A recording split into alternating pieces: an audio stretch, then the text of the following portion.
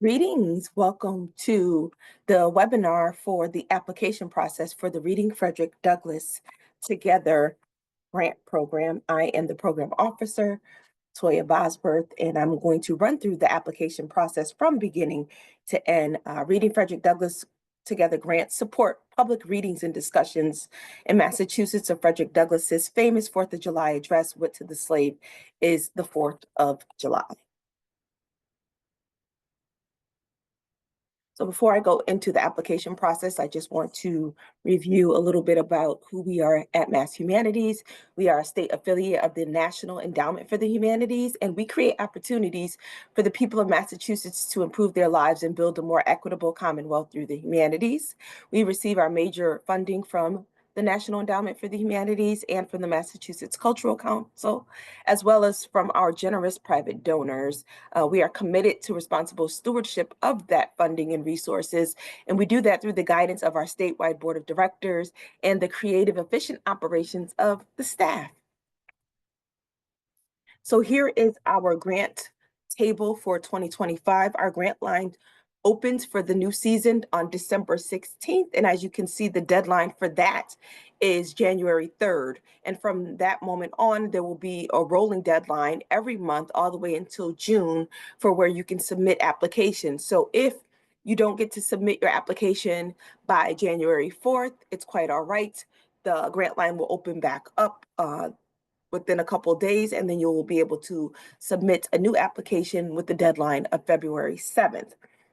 This is important to note that your event date, whatever day you plan on doing the reading, should be at least 2 to 3 weeks after the award announcement date. You want to do this to allow enough time for publicity and to include Mass Humanities in that publicity, and just to make sure that you have your check, that everything is all set and ready to go for your reading, and there's nothing that's going to slow down hosting the event. And so, for example, if you want to host for Juneteenth, the last deadline would be May 2nd in order for you to receive your funds and be approved for a Juneteenth event. So you want to keep that in mind. Before you apply, you want to make sure that you're actually eligible to apply. And so here at Mass Humanities, we fund nonprofit government organizations, state and federally recognized tribes that serve our Massachusetts residents. So Massachusetts-based companies and organizations, and we do not fund individuals. However, we do fund ad hoc groups if they're able to find the eligible organization to be their fiscal sponsor. And note that if you do get a fiscal sponsor, that those funds will be sent to the fiscal sponsor. You also want to make sure that your current grants, if you have any, are in good standing. So yes, you can have other grant lines open. The reports should be up to date. Everything should be up to date. So in other words, you want to make sure that there are no outstanding funds that need to be returned, that there are no outstanding reports, especially if you already have an open Reading Frederick Douglass grant that hasn't been done from 2024. Also, before you apply, you want to make sure that you have a date, a place, and a time already scheduled for your event. You also want to consider including a discussion as a part of your reading. While it's not required, we really encourage to not only host a reading, but also to have either a follow-up discussion either the day of or the day after or the days preceding, or some sort of way to set context to the speech. And I can go into that in another webinar. You also want to have a plan for outreach and publicity. How will you get the word out so that as many people as possible can attend and participate in the event? You also want to consider sponsorships with other organizations who can either offset other costs or help with publicity or promotion of the event or participation or just help the day of the event. And then one thing that's important is to request quotes for your budget items in advance so that you can avoid either underspending funds or overspending funds. So make sure that you find out how much it costs for space rental or for printer copies of the speech. And then finally, as I said before, make sure that event is 2 to 3 weeks after the award date announcement. Here is a copy of our budget for the 2025. And so if you note, there are several columns for the budget. The first is the cost and then the description. So what are you using it for? So there's total cost. Total cost is how much it costs for the whole thing, but then you also have the cost that's requested for mass humanities. So for example, if you're the project leader, you may use a portion of the funds to pay yourself, but your organization may also pay you something extra or a stipend for doing that as well. So for instance, if you are paying yourself $400, but maybe your organization's paying you something else, the total cost would be 600, but what you would be using for mass humanities would be 400. And so I'm going to take a moment and go through each of the sections just to provide some clarification for those. So the project director is the person who leads and organizes the event details. They are going to be the primary contact with myself or anyone from Mass Humanities. Then you have scholars or panelists or moderators. These are people who facilitate the learning, the discussion. They provide speech context. They utilize our trauma-informed guide to lead those discussions. And then you have volunteers and staff. So these are people who may collect or hand out speeches, people who may be a part of the cleanup crew or the setup crew, or maybe people who are taking names or handing out surveys or collecting information from attendees. Those would be volunteer staff. And then you have facility expenses. Some organizations don't have to worry about space rental, but other organizations may rent a space, or the space may be donated. So if the space is donated, you can put the total cost, but you can put zero for the amount that's requested from Mass Humanities. You also want to think about maintenance and custodial things such as the cleanup afterwards, particularly if you're serving food or refreshments or things such as that, or just if there's something that needs to be set up or broken down after that, which leads us to our equipment rentals. Some organizations already have AV equipment or speakers.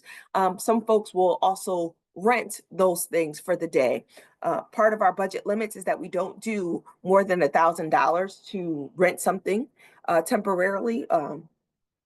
I'm sorry, we don't, it's $1,000. We don't do more than $1,000 actually to support things that you're going to keep. So if you're buying a system and you're going to be reusing it, that's something that we only cover up to $1,000. But you want to think about the AV equipment, microphones, speakers, anything such as that. And then any additional supplies that are directly related to the reading. So copies of the speech, writing tools, maybe raffle tickets, any additional resources, copies of his book or photographs of Frederick Douglass, things like that would be considered additional supplies.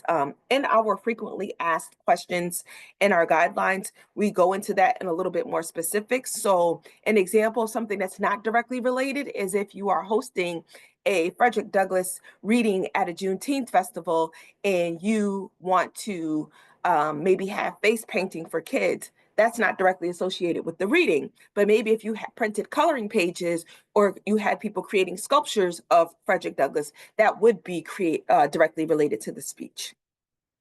We also allot for time space for food and beverage because we do know that when we have those rich, deep discussions, that it is helpful to have it over food and drink. And so think about things such as water, particularly if you're hosting an event in June and July where it's going to be really, really hot, or snacks or what have you. We did have a limit on that previously. We have eliminated that, but because we understand that there's a cost in food and that sometimes depending on the event, it may require more, but just be mindful about what it is that you're spending the food on and how it relates to the overall total event, right? So the food should be directly related to the reading and not necessarily to other parts of an event.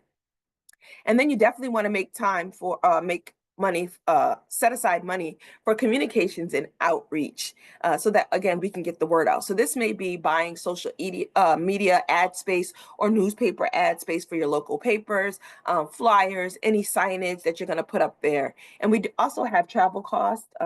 We only do up to $250 for that, but that's if perhaps say a scholar is traveling from one part of the state to the next and they need gas or they're going to have lodging for that. And so if you have any questions about the budget, definitely reach out. But again, you have your total costs and then you have what you are requested from Mass Humanities. That is the part that we pay particular attention to and the part that is going to be important at the end when you fill out your final budget.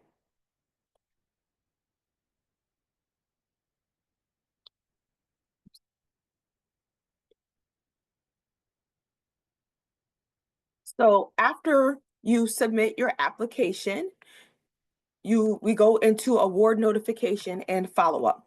So one, check your spam, because sometimes it comes from the grant management system, and so sometimes it will go to spam. Folks who have been applying every year after year, it may go already to your email, but make sure that you check for spam. Make sure that it's unmarked, so that you know that it's not marked, unmark it if it is as spam, and make sure that it goes to your inbox so you can continue to get those notifications. You can expect to hear back from us by the announcement date, but you may hear back from us before, just depending on the influx of applications. Once you receive that from our grant management system, they're going to prompt you to go in and sign your grant agreement as soon as possible. Once that is signed and approved, that is what is going to release your funds and get the check sent out to you, so that you can begin to do whatever it is that's required for your reading. You may set up a bill.com account if your payment is going to be electronic. Otherwise, we will send out a paper check. And again, that can take some time for that. Allow up to 3 weeks, sometimes even 4, for payments. We send out payments every 2 weeks based on our cycle. So it really depends on when you hand in the grant agreement or submit it, but also it just depends on when it's also reviewed by myself. So it could take 3 to 4 weeks for payment. It may take less time than that. Once you receive that, you can start your planning. Your grants period starts when whatever you put on the application. So anything done before that, we don't fund. But once you start your actual grant work, if there's anything that needs to come up in particular, we do request that you submit a change request. And so why might you do that? Well, if the event date change is outside of the grant period. So if you were going to have it on Juneteenth, but it rained and you had it on June 20th, not a big deal. Email me, let me know. However, if it's something where maybe you were going to have it in February, but you pushed it back to April, that may change your grant period. So you want to submit a change request form, which is also in our grant management system. If there are changes in a budget greater than 500, maybe maybe you added a scholar or a moderator, or maybe someone is no longer able to participate in that, you want to just post that in your grant change request. And then changes outside of the budget limits for a particular line item. So for instance, we do have a limit on lodging. Well, if there's a change in that for whatever reason, you can submit a request. Requests don't automatically mean that they'll be approved. So please make sure that you wait until you hear back from us before making those changes, particularly if it's related to the budget. And then any significant changes in event format or logistics. So if you are going from something that is a part of, say, a Juneteenth festival, but then you decide to move it to an organization and hold it somewhere else, we want to know about that as well. If you keep us updated, then we can keep the public updated, and they'll know when they're able to attend your event. After your event is over, so from the time that you say your grant period ends, you have 60 days to complete the report. You can also request a change or an extension if for whatever reason you need more time from that report. Sometimes it's personnel issues, sometimes it gets pushed back, we get busy. And so if you need to do an extension, you can do that as well, and we can extend your final report date. So when you do your final report, things that you want to think about throughout the process, because oftentimes we get to the final report and we're like, oh, I wish I would have known, that I needed that. So a couple things that we're going to be checking for in the final report: audience demographics. We want to know who's coming to the readings, ages, particular groups that they belong to, and things such as that. So audience demographics, approximate audience size. I just want to know who's showing up to the events. It's no reflection of you or your work, but we want to know how many people showed up to the event. If you decide to post something online, like record it and post it on YouTube or what have you, or if you create a video, we want to know about how many views you have at the time that you submit your report. We also would love links to media coverage. So if the news shows up, if it's put in an article ahead of the event or after the event, we would love to know that. Also, any photos or links to photos. So if you have a Dropbox or a Google Drive with photos, please share it with me, or if you have photos of the event afterwards. We try to get out as a staff to attend these events, but if we're not able to, we would love to see videos, photos, anything from the events. And then obviously your final budget cost. So you're going to fill out a final budget report, which is going to look very similar to the one I showed you before. It's just going to ask like what you requested from us, and then it's going to ask what you've spent. And so if there's a difference, there is a space for you to explain the difference. So like I said, it could be, it costs, a little bit more for flyers because we needed additional or we needed additional copies of the speech. So it costs more money, or maybe somebody is no longer a part of it, so payment changed, or maybe somebody donated the space instead of you having to pay for it. All of that should be included in the final report as well. Now, if you have any questions or need any additional support filling out the application process, you want to email me at the email that's listed right there, or you can give me a phone call, or you can actually set up, if you're really needing some assistance, you can set up time for a 15-minute consult with me, and we can talk about all the things that we need to talk about to figure out how to get your application in on time. Now, one other thing that's important to note is that when you do go in to apply, if you don't already have an account with us, you'll have to set up an account in our grant management system. But if you already have an account, then you should be good to go, and this process will be a lot easier for you. Thank you for your time. As I said before, if you are able to, if you need assistance with any aspect of that, I am available by email, by phone, or by setting up an appointment. Thank you so much.